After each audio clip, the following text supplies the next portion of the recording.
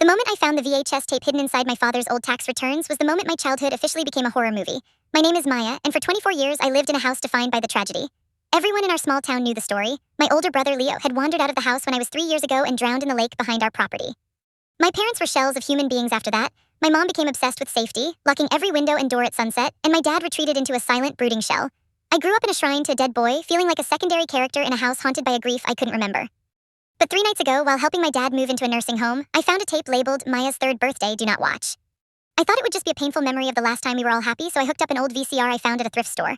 The footage started out normal, me in a pink dress, Leo laughing and shoving cake into his mouth, and my parents looking young and radiant. But then the camera slipped. My dad had left it running on a side table while everyone went outside to play. The audio kept recording. I heard my mother's voice, sharp and cold, saying, "He's getting too smart, Elias." He saw what happened at the old house. We can't keep him. I froze, my hand hovering over the stop button. Then came my father's voice, trembling but resigned. "He's just a boy, Sarah. He's our son." My mother's response was a whisper that sounded like a snake hissing. "He's a witness, and witnesses don't live in this family." I watched paralyzed as the camera caught a reflection in a hallway mirror. My mother wasn't crying. She was calmly walking toward the back door, leading Leo by the hand toward the lake. She wasn't chasing him to save him, she was leading him. The screen went black for 10 minutes, and when it flickered back on, the tragedy was in full swing. My mother was screaming for help, her clothes soaked, playing the part of the devastated parent who had tried to save her drowning child. My father was in the background, his face a mask of pure, unadulterated terror, not for his son, but for the woman he had married.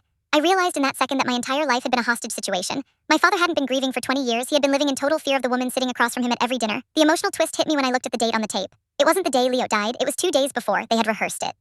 My mother had scripted the death of her own son and caught the planning on tape by accident.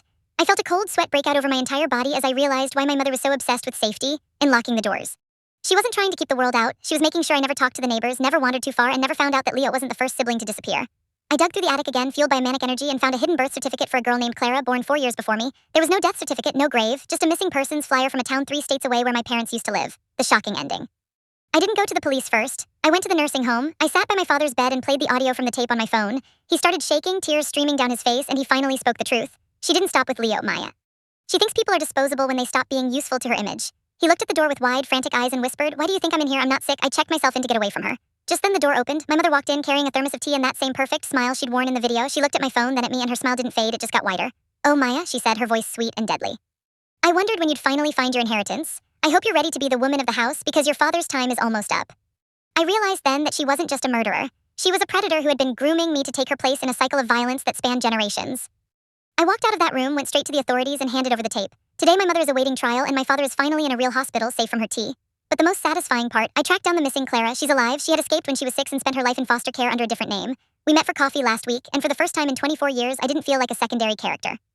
I felt like a survivor. We're finally a family again, but this time there are no secrets, no tapes, and the doors stay unlocked because we're finally the only ones with the keys.